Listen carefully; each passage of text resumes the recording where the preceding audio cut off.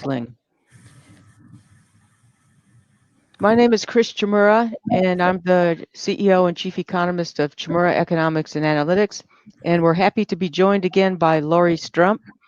She'll give an introduction of her firm before she speaks, but she's our go-to person when it comes to workforce, and you'll see why when she gives her presentation. So just a real brief overview on who is Chimura. And before I do that, just two administrative items. We will be providing this PowerPoint presentation later today. And then secondly, please ask questions. There should be an area where you can put in questions on the right-hand side of your screen, and we'll either answer those questions as we go along or at the end of the presentation. So real quick, if you don't know us, who is Chimura? We provide labor market data and analysis so that you, our clients, can make informed decisions to help your communities thrive, to help individuals in your communities thrive. We were founded in 1998, and we have offices currently in Richmond and Cleveland. There are about 45 of us, mainly economists, data scientists, statisticians, who really care about helping you grow your community. We're driven by your satisfaction and success as clients. We have both the JobsEQ side, the software. Many of you probably use that software, and that's why you've been invited to this webinar. And then we also have our consulting side, where we're trying to help regions work through difficult problems and come up with success. So bottom line, or at the top of what we come in to do every day, is excellence. So it's very important for us to have data that's the best quality it can be, and to have customer service, and to have reports and consulting projects for you that help you make decisions. So on with the presentation then. First, we're going to look at the national economy briefly. The recession started in February. GDP, we expect to see a strong rebound in the third quarter. We'll look at some data there. Pre-COVID employment, though, is very different. It's going to take more time to rebound, and it's dependent on a vaccine, and it will vary by industry. We'll look at some data there. And then the bulk of the time, Lori will be talking to us about how to use labor market information for career counseling. So first, with the national economy, typically we think of recessions as two declines in GDP, consecutive declines in GDP. And that's how most of the world defines a recession. But here in the US, we have the National Bureau of Economic Research that defines recessions, and they use monthly data. GDP is quarterly. So in gray shaded areas, you can see the recessions.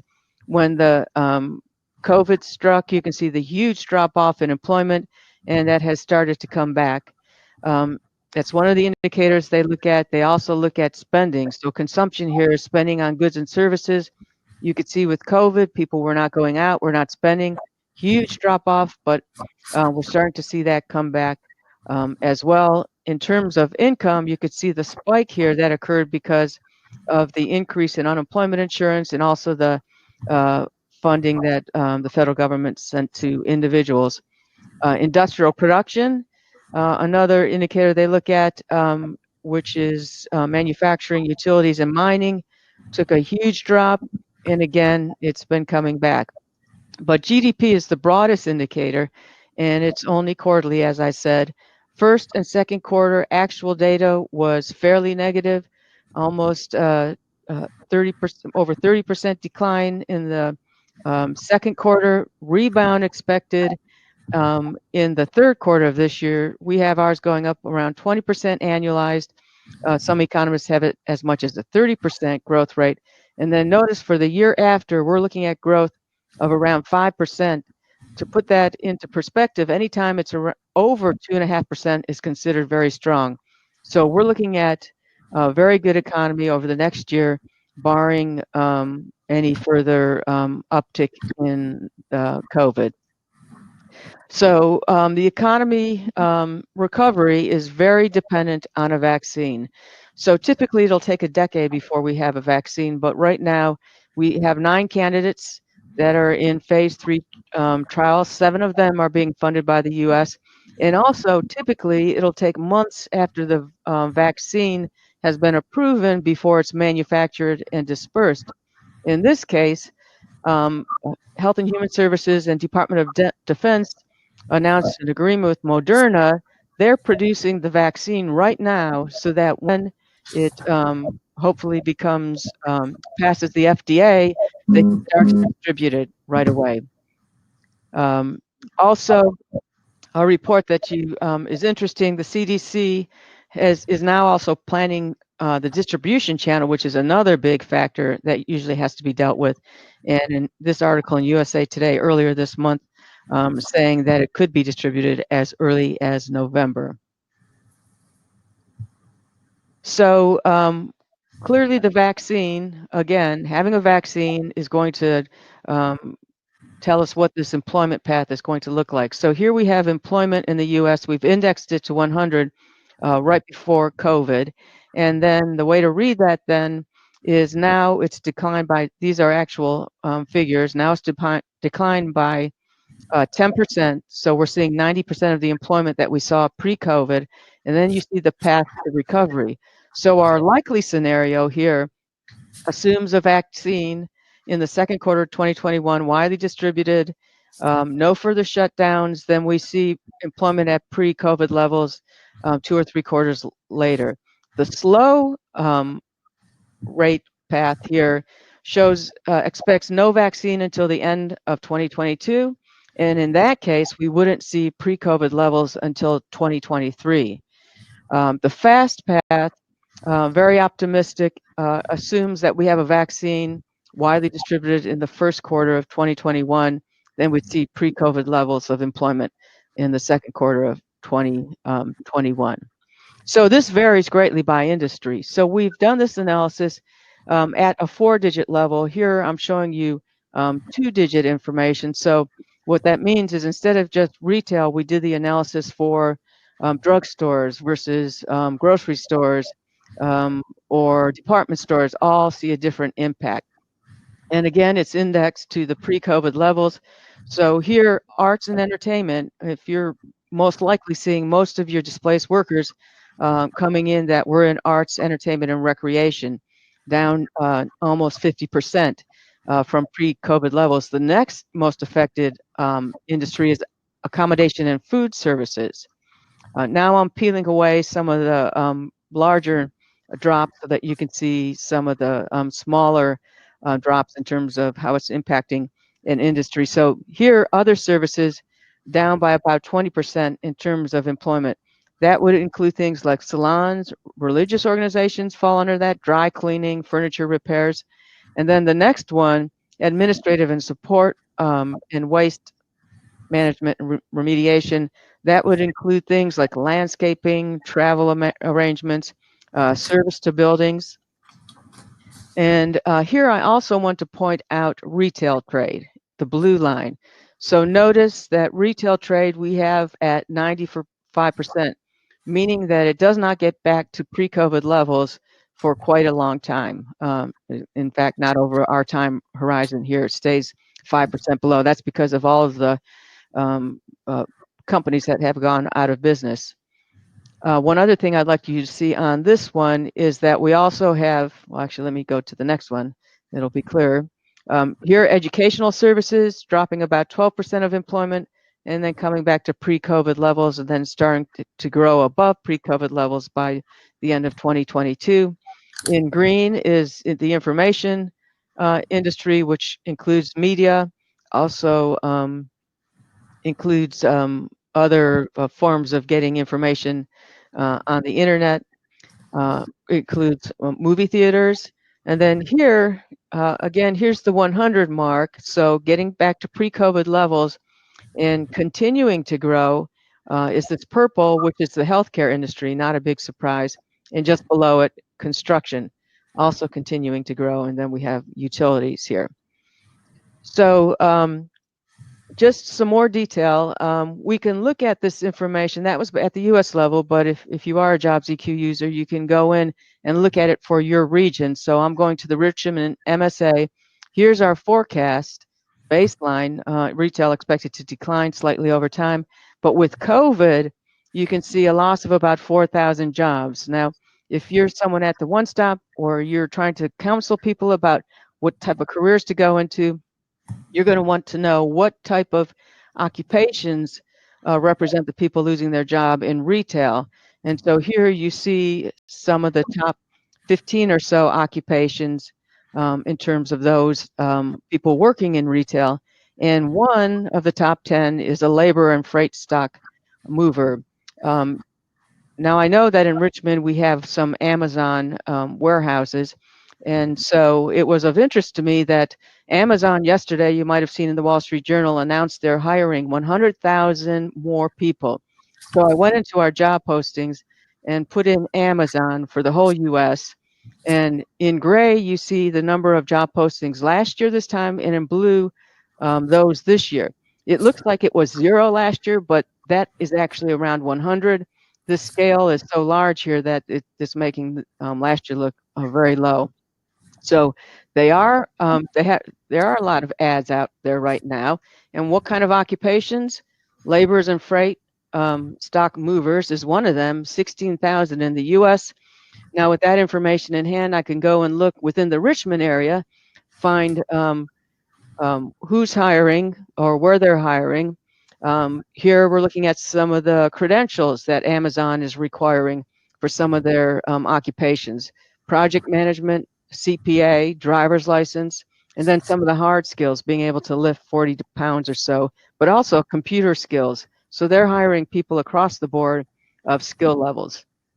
So in summary, then, the crisis will end. We're already starting to see the recovery beginning. The national economic outlook in terms of GDP, sharp and short, all the economists agree on that. Once we get the vaccine widely distributed in mid-2021 is what we're expecting, then the employment will start to recover more quickly, but employment takes longer to recover than GDP does. So I think one of the things that I've been encouraging people to think about is what do you want your organization to look like when we emerge from this COVID era? And I think the information that Lori gives you in just a bit is going to help in that. But just sort of background, we've been conducting a lot of these webinars over the past few months where we're providing a lot of information and updates on the current and future state of the labor market. And we wanted this webinar to be a little different. So not just updating you using LMI, but also providing you with some skills and resources to use labor market information in your own practice. And that is primarily as you work with customers to get them ready to go back to work. So before turning it over to Lori, I'd like to tell a personal story. So as a teenager, I benefited greatly from some of the information Lori is going to talk about. And some of you on the line may be so young that you don't know the BLS Occupational Outlook Handbook existed before the internet was born. And at that time, it was a book of about 2 inches thick, and it devoted a few pages to each occupation. So I was considering agronomy as a career. I went to the Occupational Outlook. I knew where I would be working, where the jobs were. I knew what the wages were that I needed to make. I knew what sort of curriculum that I needed to have. So anyway, I did stick down that path for 1 year, and then I switched to finance and economics. But certainly some great information that's now online that you'll see more about. So with that, I'm going to turn it over to our colleague, Lori Strumpf.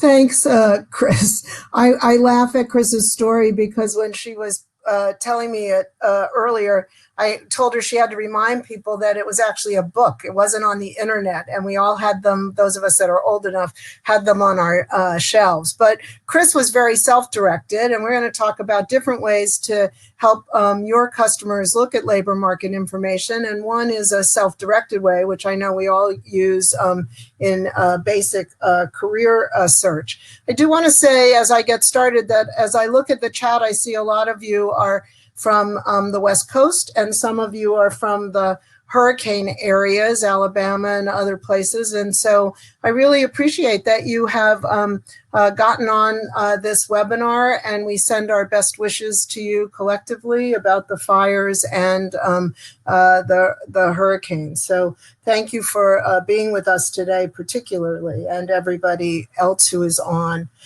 This part of this webinar is a modified version of about a 4-hour training module that I do on labor market information that allows people to practice with that, with the sites we're going to show you, and do some role playing, even in a virtual setting. But as Chris said, we wanted to expand our collaborative approach today and provide you with some tools and techniques for doing career counseling. So Chris, if we can go to the next slide. As Chris said, a little bit about me. She's always so kind to say that I'm their go-to workforce person, but she is my favorite economist. And Strumpf Associates, we're a small consulting firm located in Washington, D.C. Pre-COVID, though, I traveled all over the country. I have assisted with putting together 300 one-stops in the country, but we're organizational change management consultants. We also work with social service agencies, community-based organizations, and others. And as with Chris's firm, our focus is on providing quality problem solving, being at the ready to answer all of our customers' questions when they have them. So if we can go to the next slide, the objectives here are really to build confidence in using labor market information, both with you and your customers, and to really think about how to use it in practice, why we need labor market information in careers, some sources. Again, we're going to go through some tools that you can use online, and key trends in career guidance. I want to say, as I do in all trainings, that if you take away one tip or one technique, that'll be great for today. I expect that many of you are using some of the tools that we're going to go through, but we may show you some other aspects of those tools. But again, one tip, one technique, I think it'll be worth it. So if we can go to the next slide, Chris. So I am interested in how you currently use labor market information with customers in career counseling. Do you do a lot of mediation with them, like helping your customers, or is it mostly self-help? And what tools might you currently use? So if a few people could just type in some of the answers to those things in your in the chat, that would be like terrific. So how do you use it right now? Do you mostly provide self-help, or do you really provide support and assistance? And what tools do you use?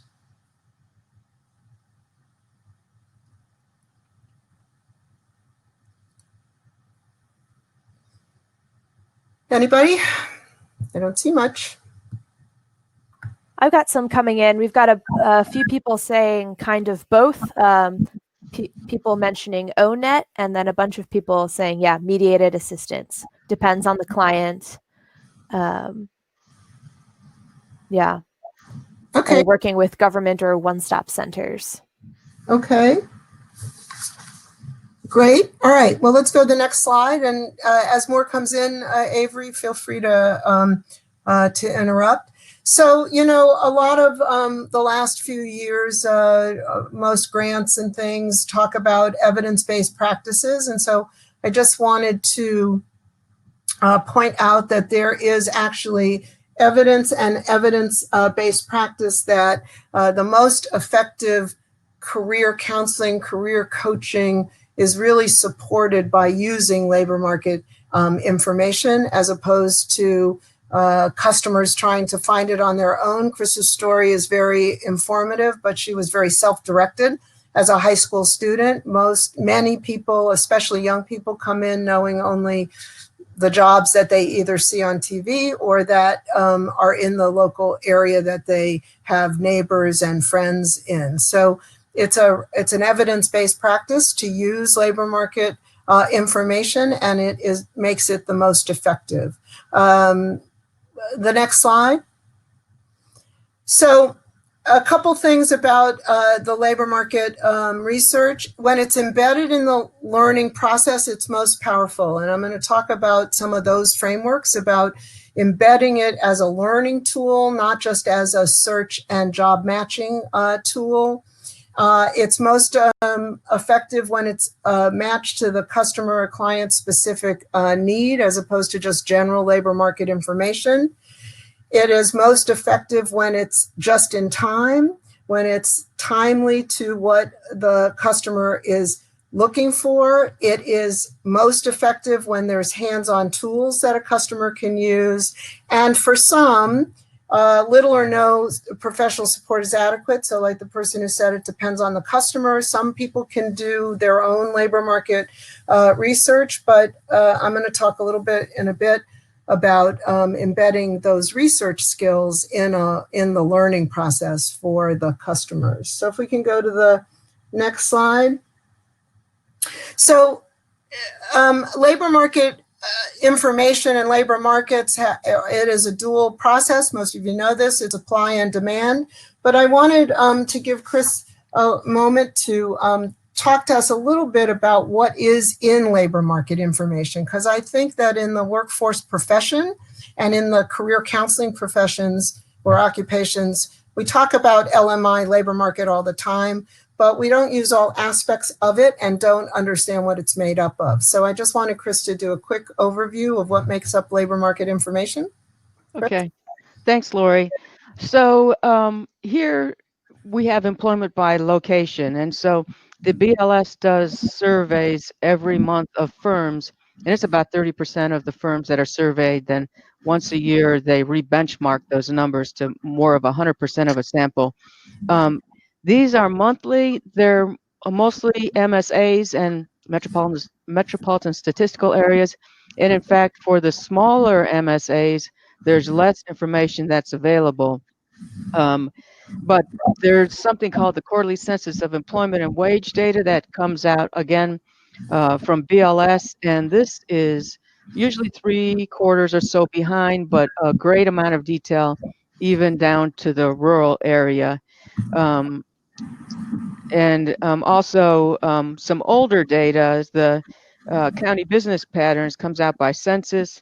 Again, right now the latest is 2018, but a lot of great data in terms of the size of the businesses. How many are 1 to 5 people or larger than 500? Then you have employment by occupation. And again, this is done by survey. The states usually do it every couple of years, so it's usually a couple of years old, but we would know then, all right, what kind of people are employed, not just healthcare or retail, but within retail, the specific employment. The BLS tracks about 820 occupations. And as Lori said, labor supply and demand are both important, so we know here the labor demand, what are the firms requiring, but the supply, a little bit harder to come by. Some of it is easy, supply in terms of those who are already employed by occupation, those who are unemployed, their potential supply.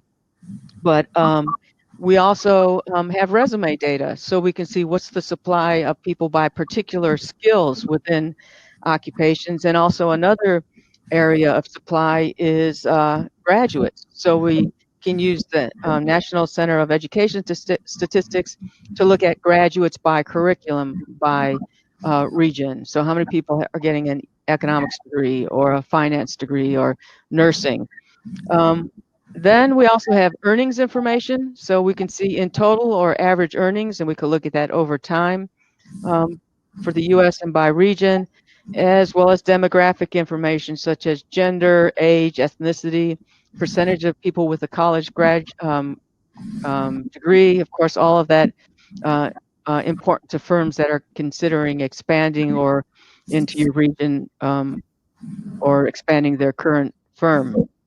And then finally, we have the unemployment numbers that come out monthly. And here we have great detail in a lot of different areas from BLS, but also we have this by occupation. Great. Thank you, Chris. And, I think parts of us use different parts of this. We're going to show you tools that get at some of these other things. So who produces LMI data? Chris already mentioned BLS, the Bureau of Labor Statistics, and we're going to show you their site in a little bit.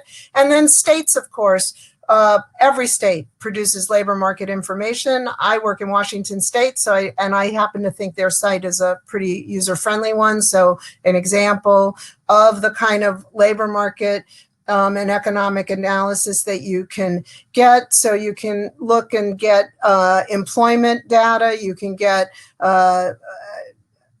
STEM. They point out STEM data.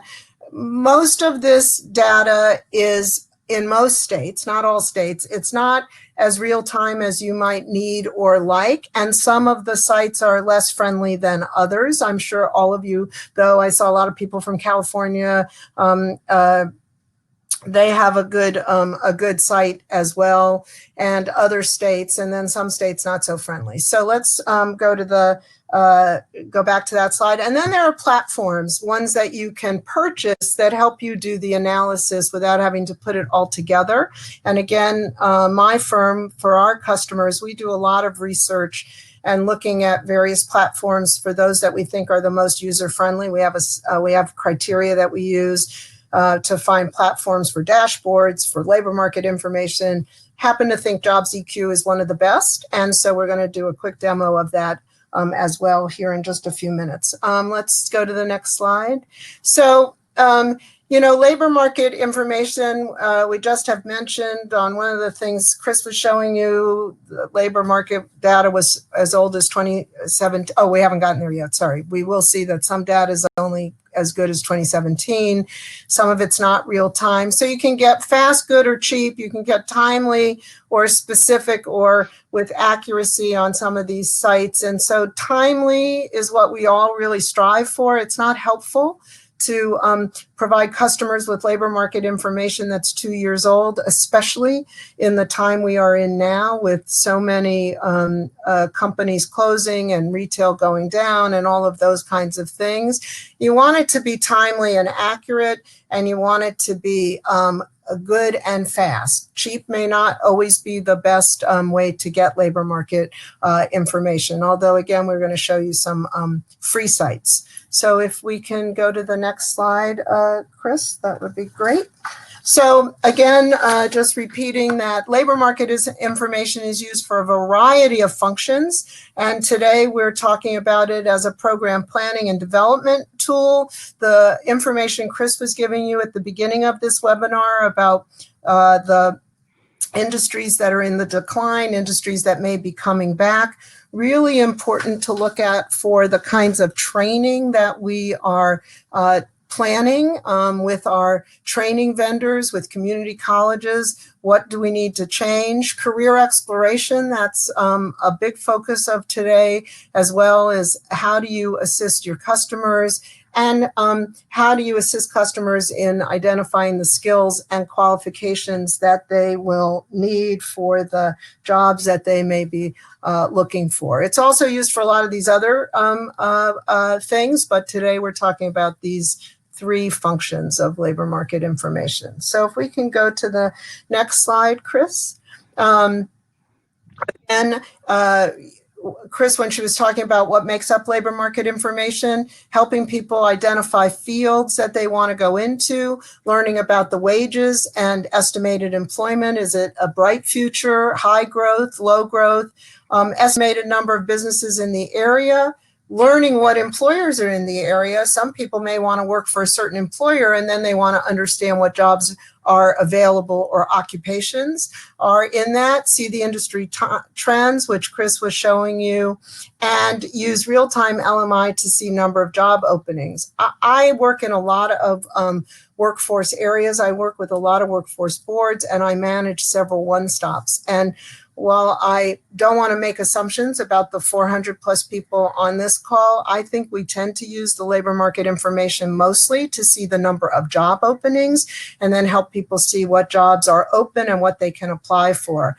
I hope we can expand some of the way that we use labor market information through this webinar in terms of helping people use the labor market information to think about what jobs they may need to switch to, how their skills apply, and other uses. So I'm going to turn this over to Chris to go to the next slide to look at this first resource. One of the things on the slide Chris was talking about, what makes up labor market information, was to see it in terms of location. And this one, no, this isn't the on the map one, sorry. This is one that shows you some of the trends. So Chris, you're going to go through one quickly. Okay, thanks, Lori. Yeah, so and again, we're going to provide this presentation to you later on today, so you can go and click through any of these links. So here you can pick your state. You can pick the time frame or what you want to look at. You can download the reports as a PDF or get the data as Excel. But in this case, we're looking at age, the age of the population over time. And you can see as I click on these, you can see the numbers at the top. We can change this and look at a lot of different information, education, race, ethnicity. We can look at NAICS sectors, counties, yearly averages. So this is a nice site. Again, you would have to download the data and then pull it into your own process, but gives you a lot of good information on the demographics of particular regions. So this is a good one. The next one is the on the map one, and this is the one I was referring to, and it's from the census about location. And so, Chris, let's see some things that we can do with this one. Sure.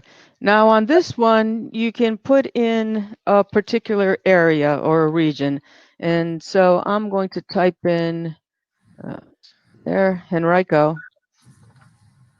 which is a county within the Richmond MSA where I'm located. So we go through, we could pick the state, the workforce investment area that it's located in. We can look at the counties and subdivisions here, but let me just go with the overall county there. And now you could see a nice pretty chart map that you can export, and you could perform some analysis on that by clicking here. Data only going back to 2017 that Lori had mentioned. We can pick what kind of jobs, primary, private. Let's go with all jobs. A lot of different information. Let's go with the inflow and outflow of workers. And hitting go there, now it's going to show us how many people work and live in the Richmond, in Henrico.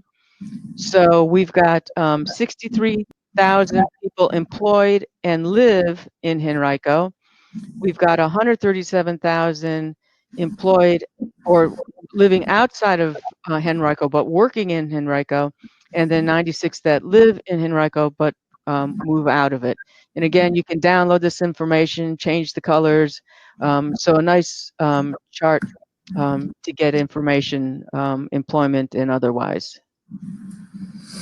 So I'm hopeful that people are using these tools, but if not, that the only way to learn how to use these really well is to go on the sites and click around. If we can't show you all the various things, again, we do longer training where we spend more time in practice. So Chris, why don't we go to the next one, which is the BLS site? Okay. This site now where we take you to a lot of, if you're enjoy economics, and probably most of you would prefer to just stay with the labor, but here you can download inflation, prices, employment. Now notice much of the employment is at the national level, but there is also state and local area employment, state and county employment and wages, business employment dynamics, so the size. Here's information from the occupational report, union data, the national longitudinal data, and again, on these, you would pick, for example, top picks is one of my favorite, then you pick the state, and then you could pull any one of these and then retrieve the data.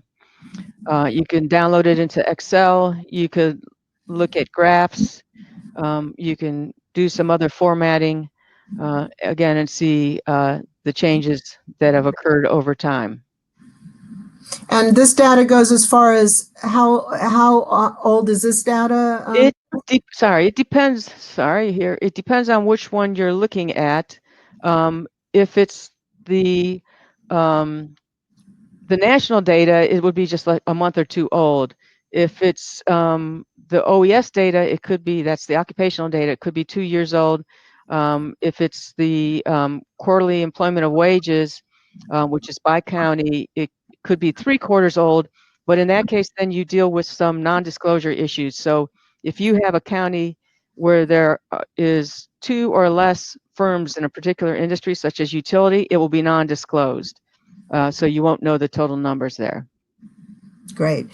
So we've shown you a couple of tools. I'm sure some of you use these already, but on the map, the BLS data, the QWI Explorer, and for people who have the ability and time to do analysis, click through, really help your customers look at this data and understand it yourself. These are great tools, and I'm going to show you one other in a bit that helps you look at skills as well.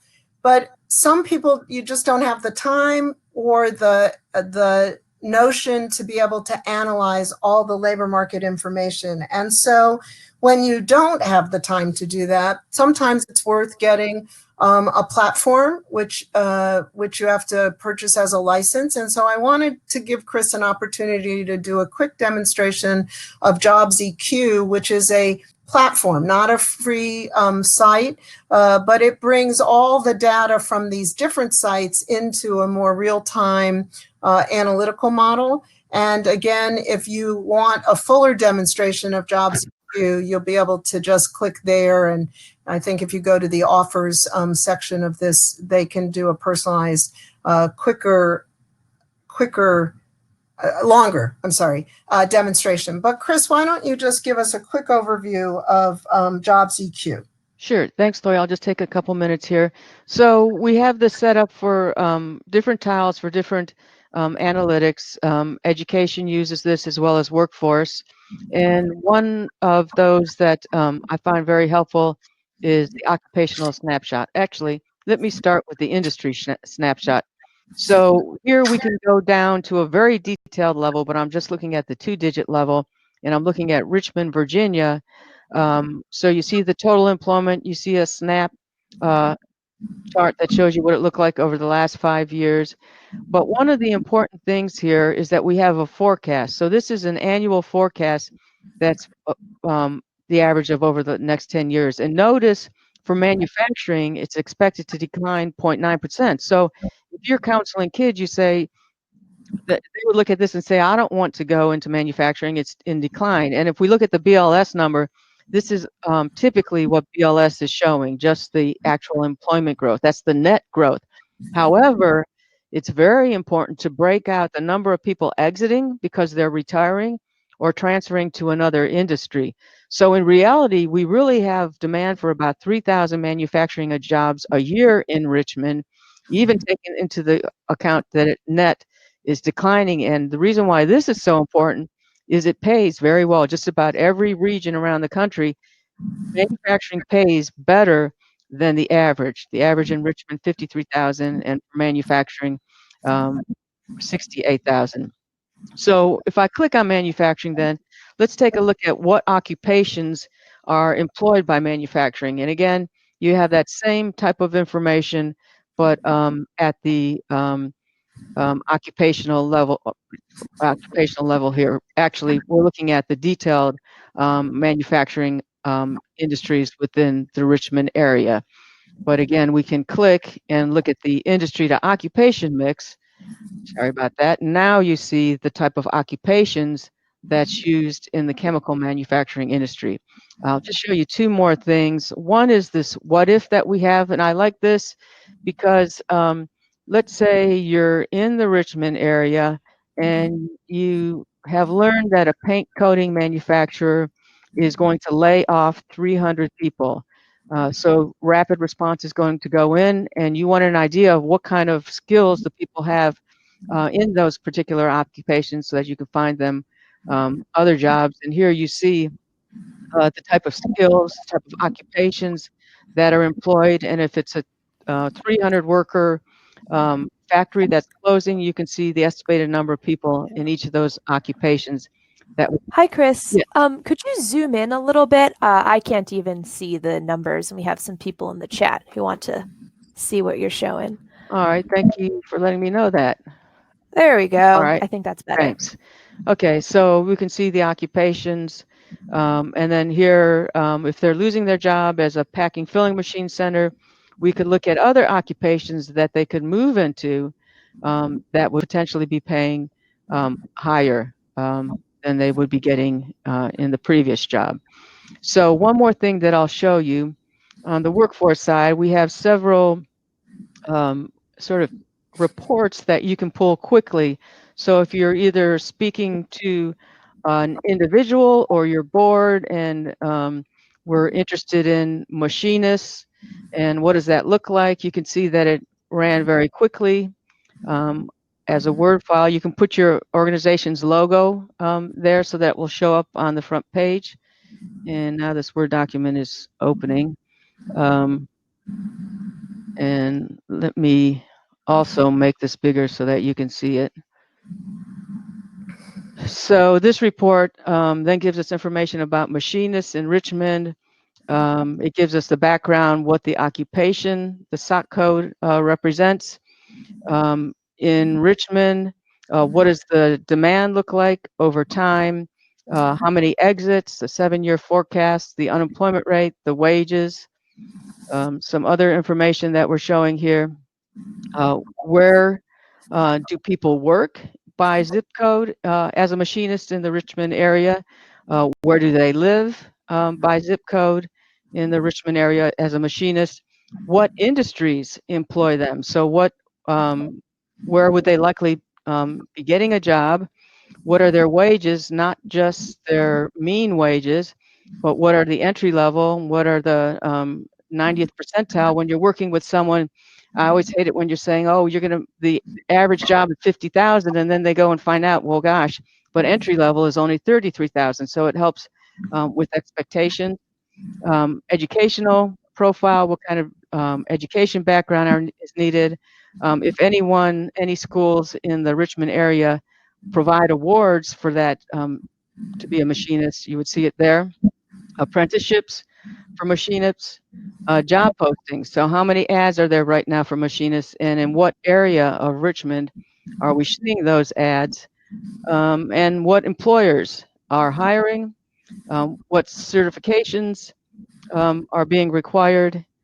What skills, hard and soft skills, are necessary as a machinist? And we could go on here, but I'll stop right there. Some of the job titles of machinists. So that kind of gives you a quick overview of JobsEQ, and as Lori said, if you'd like something more detailed, we'd be happy to give you a longer demo. And that's all real-time data, right? When we go back to my little chart about the three things you can get 2 out of 3, that is timely data. You're pretty up to date on all of that. Yes, the job postings, we spider thousands of sites and we update those daily. Deduplicate, of course. So I see in the chat that a lot of people are using ONET, and that's great. I wanted to demonstrate one of my favorite sites besides JobsEQ, which is a favorite, but My Next Move. And so, Chris, can we click on My Next Move? Thank you. And I guess maybe if you can bring it, make it a little larger, that would be helpful to people. I'm sure people use this site, but I do this training, parts of this training a lot, and I am surprised when there are career counselors in various entities, not just one-stops. I saw somebody was a librarian on here in libraries and in schools that don't know My Next Move. And so if we can just scroll the site for a second before we but you can search by careers, keywords, browse by industry, or tell us what you'd like to do. There's a great interest inventory on here. And this is all part of ONET, but what ONET did years ago was tried to organize the information once it got online into a more user-friendly way of using it. So let's do a search a career with keywords. I think you mentioned machinist when you were going over some of your things. Yes, you have to spell it right. And search for machinist. And you can see that shows 20 careers, and then the little yellow thing shows that it has a bright outlook. And so that means that it's a growing industry. So can we go down to the maintenance and repair workers general? And one of the things I love about this site is that it shows you the knowledge, skills, abilities, personality, and technology that you need for this job. And so if you are mediating, if you are working with someone and trying to build their resume and they're interested in this job or career, this becomes a resume builder. It's also good for talking about how to transfer skills that they already have that may be from some other a job that they've had, and then looking at what the skills are. So you need knowledge of customer service, public safety, you need basic skills and problem solving. And can we scroll down, Chris? And then it gives you the job's outlook. It tells you that it's bright. And much like Chris was just saying in JobsEQ, it tells you that you could, the top is 39,000 and or the median is 39,000. You can make as much as 63,000 or as low as 24,000. You can see where there's training, and then it says check out my state. So let's just go check out a state, Chris, right underneath the bright outlook. Check out my state. Oh, there we go. There we go. And so then you can see that was national data, whatever state you're in, the bright outlooks are in orange. So Wyoming, what is that? West Virginia and South Carolina, I think, have above average opportunities, and many of the rest have average opportunities. If we can go back one, Chris, thank you. You can look at where you can find training, find licenses. And so let's just go on find training for a moment. And you enter a zip code. Why don't you enter Henrico County zip code? Actually, this is downtown Richmond. Except you, there we go. And then you can search by occupational program. You can search by schools. You see that there's one college that has a building and property maintenance, and the program length is less than a year. You can change the location. You can say within the number of miles. I really, I love this site for its user friendliness. Once you teach somebody how to use it, they can continue to search around. And can we go back to the homepage, Chris, for just a moment?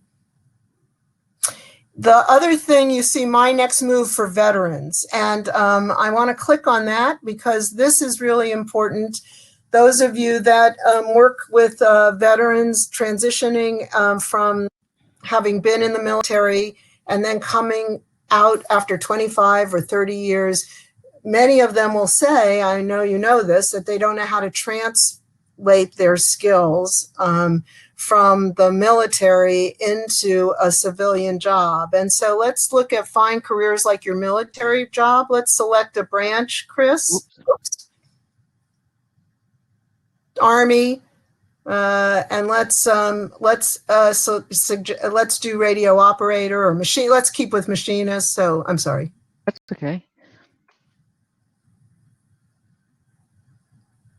And then you can go, and then again, it goes back, but it helps you see for veterans and what are similar job titles. It's career similar to an Army MOS title, which is machinist. It gives you the number that it was 44E. And then you can go do the same kind of work that you were doing in My Next Move already. And it'll show you the same skills and abilities, etc. And it's very helpful for veterans to be able to use it as the My Next Move for veterans. So I love this site. I think it's very helpful, and it's very helpful for participants and very user-friendly. So let's go back to the slide, Chris. Thank you. And then it is part of ONET, which most people say that they're using. Just click on it for just a moment. So ONET's got a lot of different kind of information. You can see find occupations, advanced search, and crosswalks that connect you to various jobs and crosswalks. A lot of information. There's also attention veterans there. But what they've done in My Next Move is consolidated some of this to make it easier to do the search for the job, understand what's a growth industry, how much money, where you can get training, what it looks like in your state, and if there are jobs available. So thank you, Chris. If we can go to the next slide.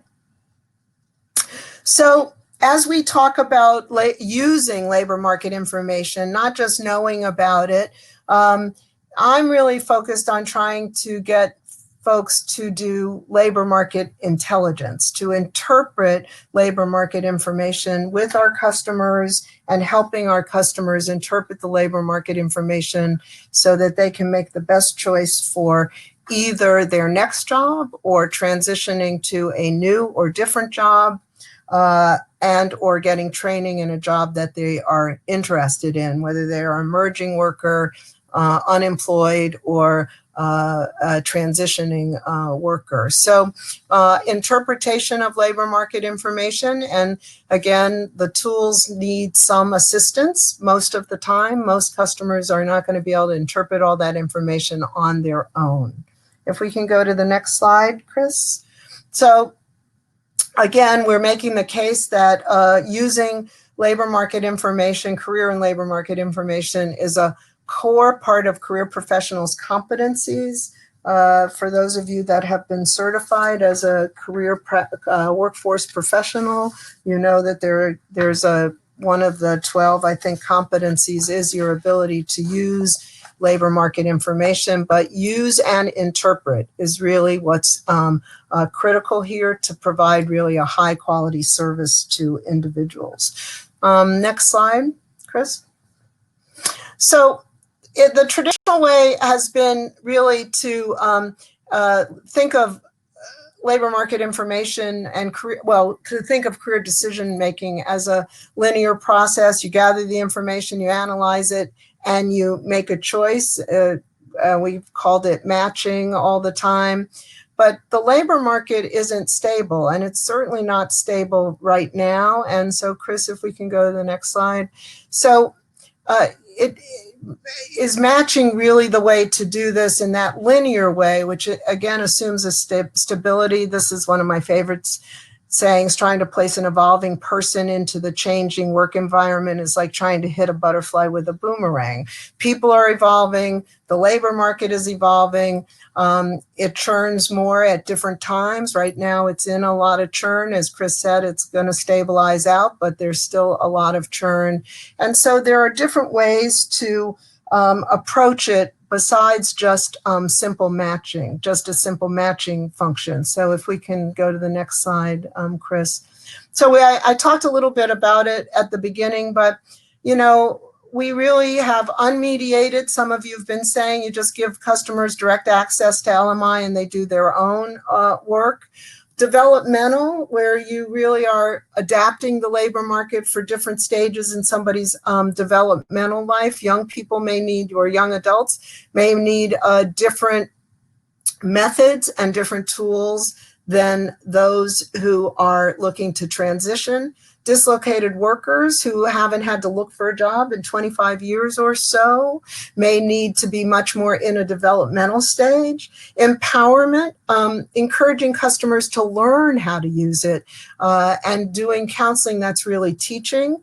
And then again, learning and mediating, not just mediating how to use it, but mediating the misperceptions that people may come away with from the labor market information that they've gathered in their own self-directed job search. I know that many of you who work in workforce centers, for instance, when we are going to use a individual training account, some places ask people to do research on the job they think they want to get training in.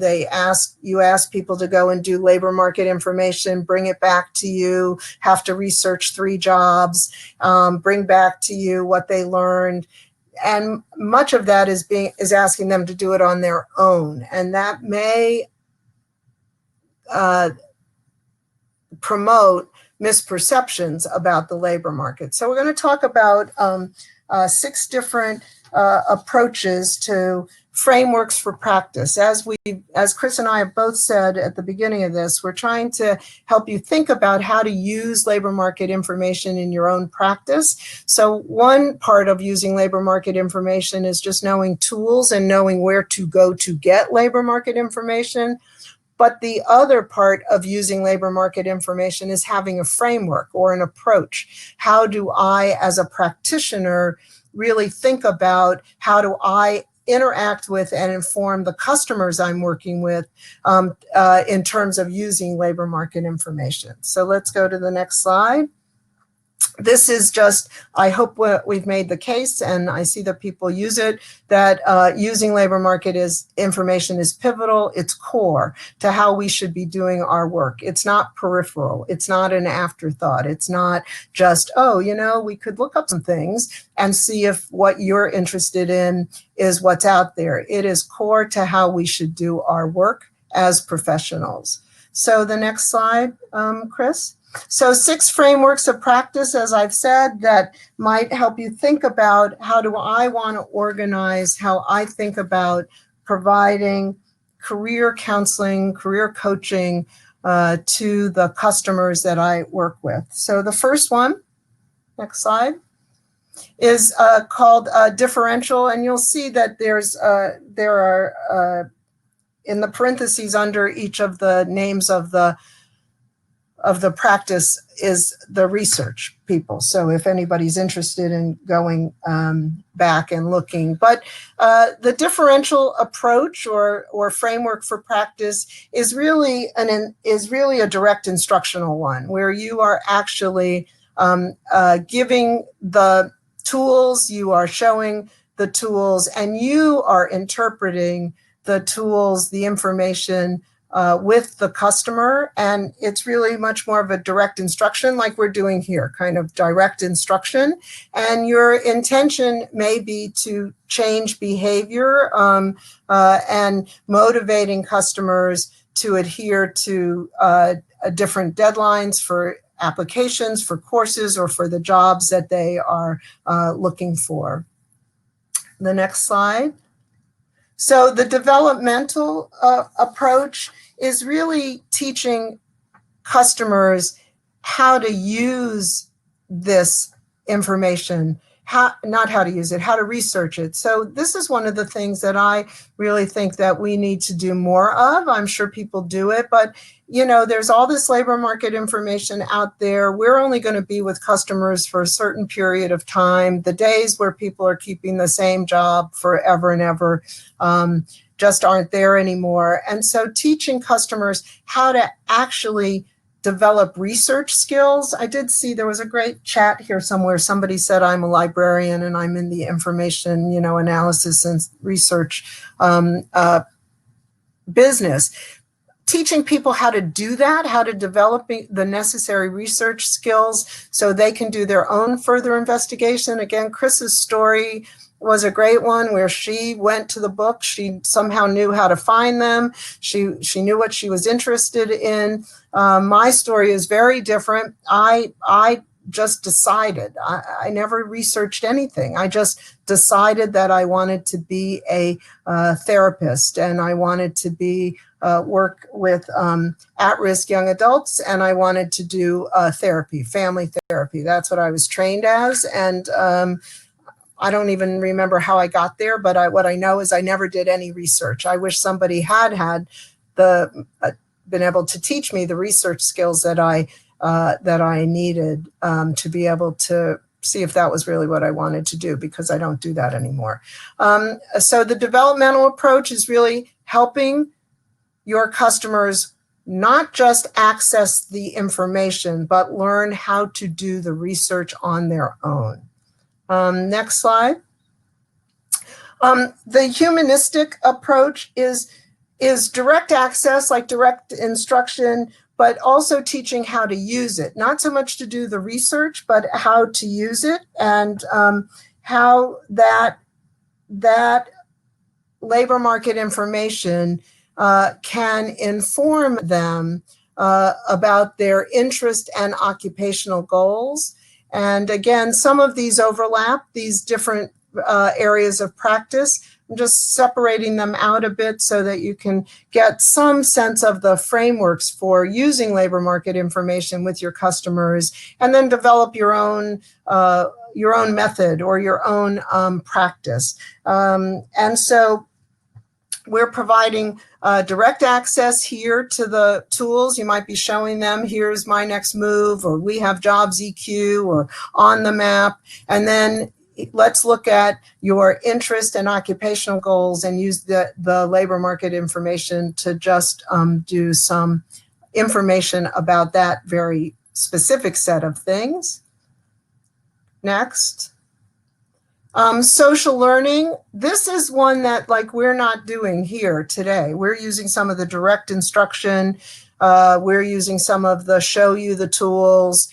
But social learning is really allowing your customers, recipients, to interact with the information. We do that in the longer version of this training, where we have participants, even on the webinars, break into small groups and really use them with some role plays, but allowing customers to interact with it, providing supported guidance, and then really mediating misunderstandings and misconceptions that people may have.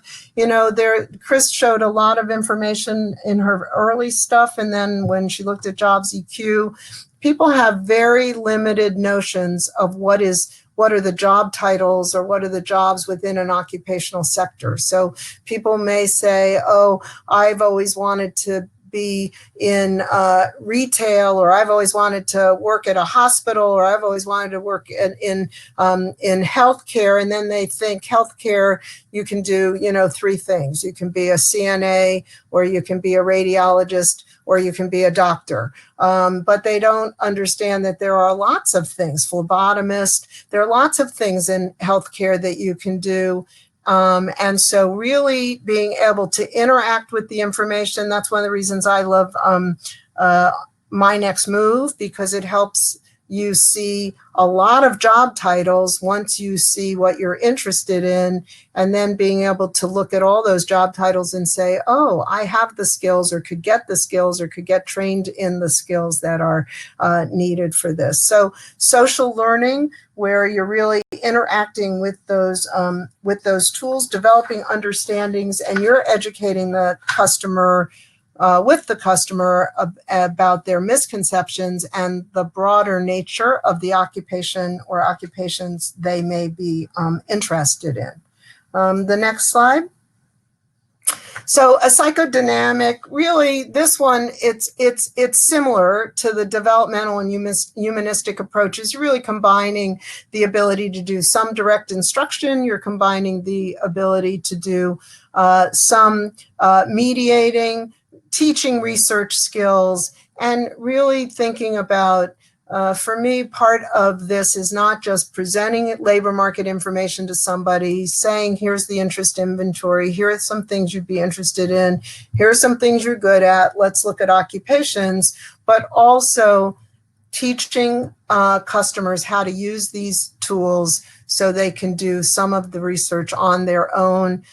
Young people may be looking to do a WEX, a work experience, and then how do they use the skills they've learned and transfer those skills to a job title that may not have been what the WEX was, but they learned customer service skills, and they learned basic skills, and they learned critical thinking skills, and those things. And then how do you transfer those to a job that you might want if you were to get training in some other occupational area. We're all doing work experiences, or many of us now are having to transfer work experience in the WIOA world to online. And because many businesses are still not open where we get traditional work experiences, or they're not ready to take on a young person because they're just bringing in their own employees. And so we've transferred a lot of that to online. And for WIOA, work experience activities that also count as work experience is doing some research on labor market information. And if we don't find ways to make that more interactive and more engaging, it won't be very engaging. It's not sometimes engaging when they just have to do it and bring you back the information when you're doing it face to face. When we need to do it online, we need to find engaging ways to help young adults and others learn these research skills. And then the last, Chris, is structural. And Chris's example was structural. Clients are given direct access to the high quality labor market information. Practitioners are supportive.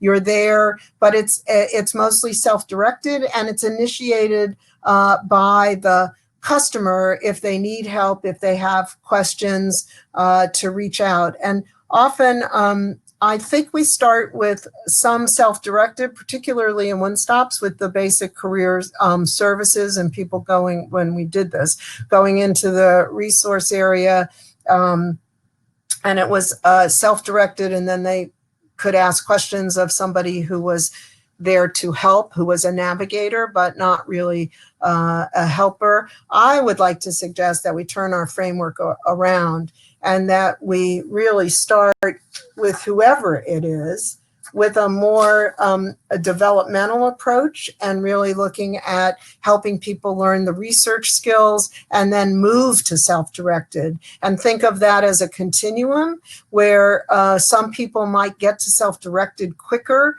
than others, but we don't start with self-directed and then wait till somebody's struggling and then move into some of these other frameworks of practice, but that in fact we really do think that we want to start with a more developmental or social learning approach with everyone. And some people may move quicker to being able to, more quickly would be the way to say that.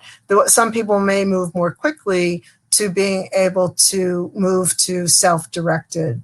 And that these fall on a continuum of practice. There's not just 6 buckets, but these buckets are from high touch to low touch, so to speak, with learning embedded. And so in my world, we should be embedding labor market information. If you remember, one of the slides said one of the best practices is to embed it as learning in learning. And so in all the workshops that we do, in all the things that we do, we should be embedding how to use labor market information as part of our instructional practice. So with that, Chris, I think I saw a question or two for you, and I'm not sure if anybody has any other questions, but Avery, were you managing questions? And then I have a couple of poll questions I'd like to do before we adjourn here. So was there a question for Chris, I think I saw? Yes, Lori, Avery sent us some questions, so I've got a couple for me and then for you. First question, are tariffs and any manufacturing job reshoring factored into projections? For the most part, no. We'll be doing new forecasts probably over the next 6 months or so that will take some of that into account. So when I've actually showed the industries slide in the past, I didn't highlight manufacturing this time, which once it gets to pre-COVID is declining. And what I've said when I show that is that that's probably pessimistic just because of all the reshoring that we expect to happen. Not only the pharmaceutical and protective equipment, but other reshoring where just-in-time manufacturing was found to have some issues with it. So yes, we may see more positive there. Another question, can transfers indicate a measure of job satisfaction? So people transferring out of an industry, it could be measuring some job satisfaction, but also I guess as a labor economist, we see individuals maybe being attracted to the industries that will pay them the greatest salary or those where they enjoy working most. So we see labor market over time, careers over time, as sort of a journey that um, that employees are going through to try to find what they enjoy most and are most rewarded by. Another question, do we have any resources to see labor market statistics for people hired with felony backgrounds? We do not. Lori, do you know of any statistics for people hired with felony backgrounds?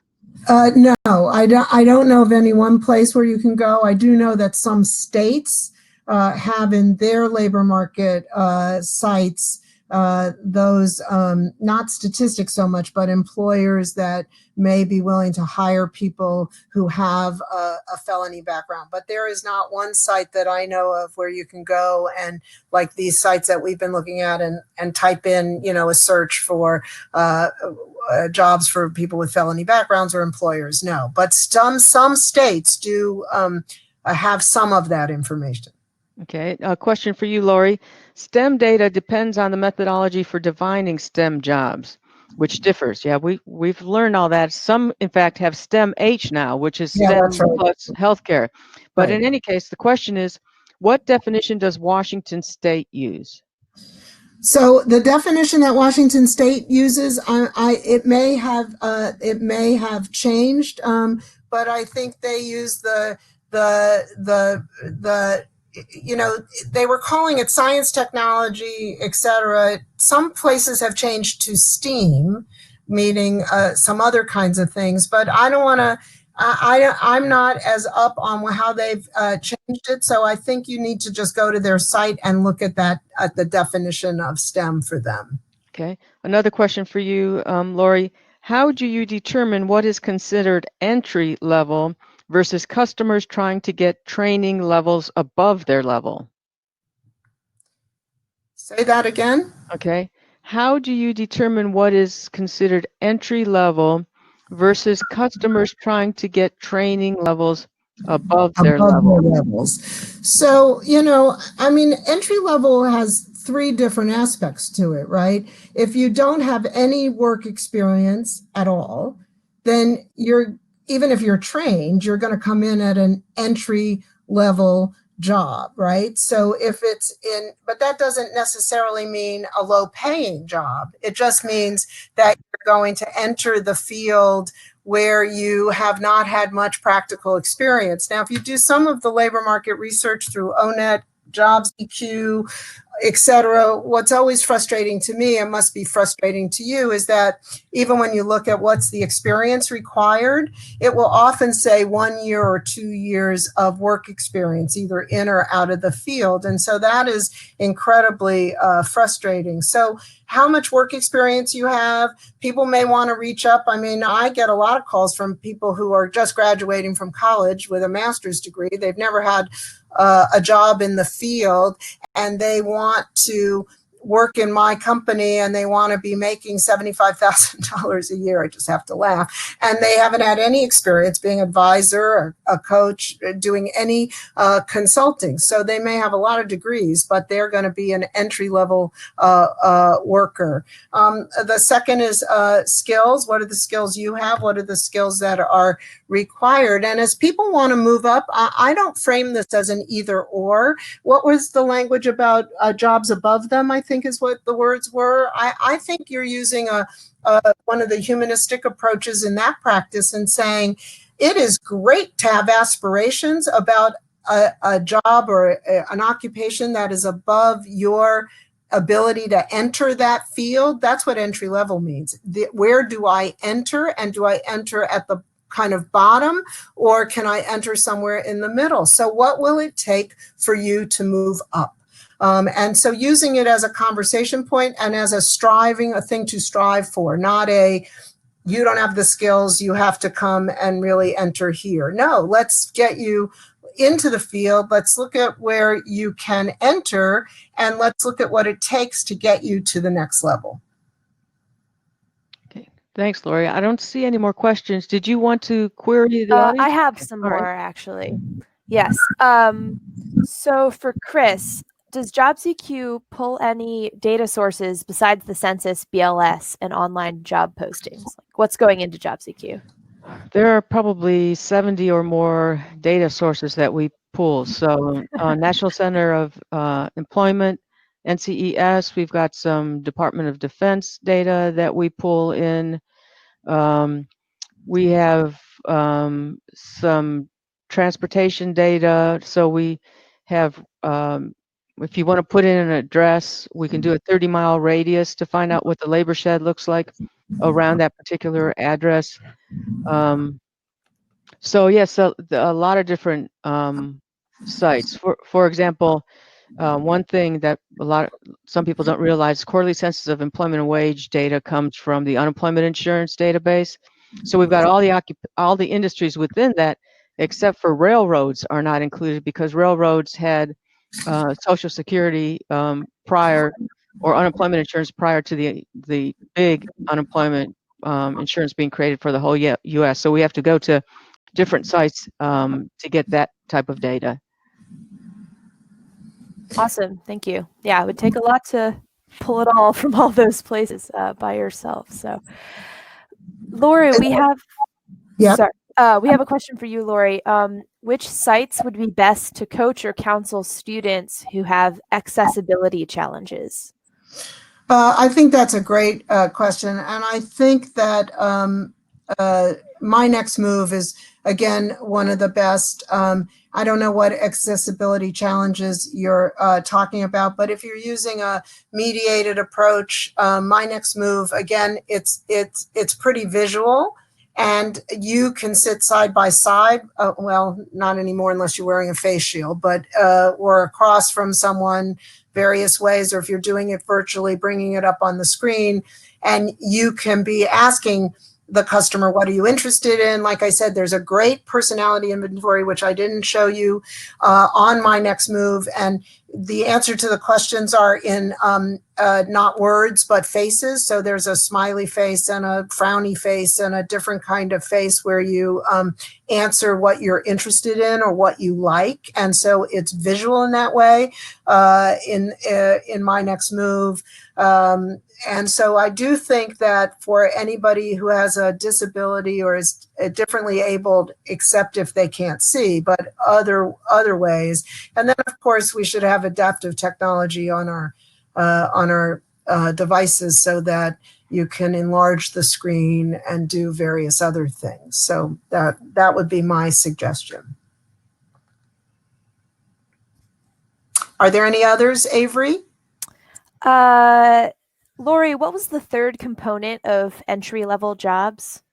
Oh, so there's the have I ever worked, there's do I have the skills, and then the third component of entry level is again wages. Most entry level jobs, I'm sorry, must have missed saying that.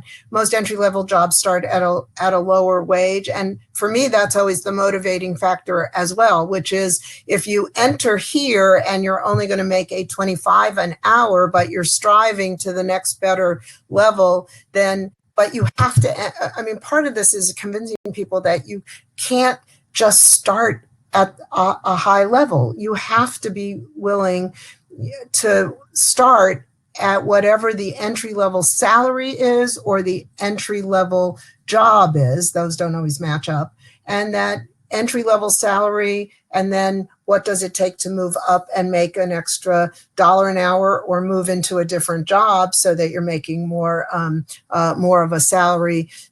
And when I say wages, I mean wages and benefits. I'm always asking, I happen to run two youth programs right now where I'm the project director for 2 young adult programs. And as my case managers will tell me that, yay, somebody got a job, I will say, is it a job with benefits? Because to me, it's not a job unless it also has a job with wages and benefits. So that's the third component, is what are the wages? Are you getting wages and benefits? And helping people understand that even if the wage is only $10 an hour, if they're also getting benefits, what does that translate into in terms of money that they do not have to pay out of pocket, and that increases their wages? I'm putting that in air quotes in some kind of way. So that's the third component. Sorry, I didn't mean to skip over that. Yeah, no problem. I think, Lori, if you want to do some of your poll questions, that would be Avery, can you remind me what we're, I'm sorry. Because I went through the slides. We did ask, what were the tools people were using. Yes. Do a poll question whether anybody saw a different tool here that we showed you, either on the map, ONET, My Next Move, the Explorer tool, or JobsEQ that you're interested in exploring further. Sure, yeah. Are there any tools? And while you're typing that up, Avery, I see one person asked about the level of geography that JobsEQ has. Yeah. Right now it's at the census tract level. Early in October, we will be releasing block level, which is really important if you're wanting to look at an area, especially out west where you have very large census tract areas. So it'll go down even deeper than census tract.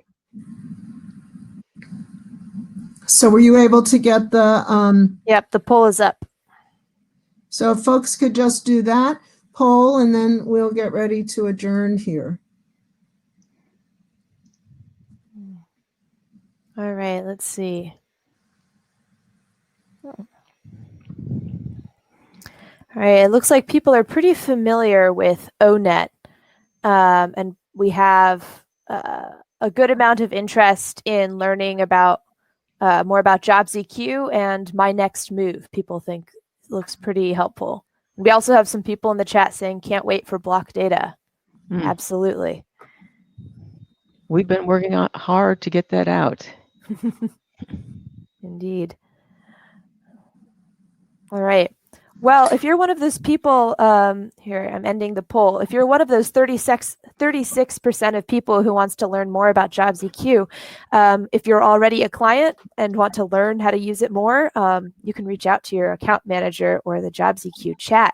And if you're not already a client, then please hit that blue button at the bottom for schedule demo, and we will help you learn more about JobsEQ and how it can help you. We've got hundreds of clients in economic development, workforce, education, and we'd love to see how JobsEQ can suit your needs. So please contact us.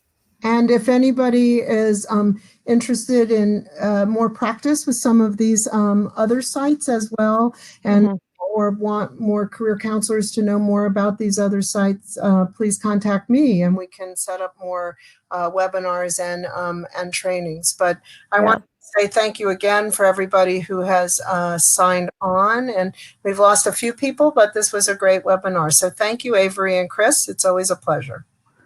You're welcome. Thank you for joining us, Lori. This has been great information. And please, everyone, be safe, wear your masks, and go out and spend some money. From the words of an economist. There you go. All right. Thanks, Avery. All right. Thank you, everyone.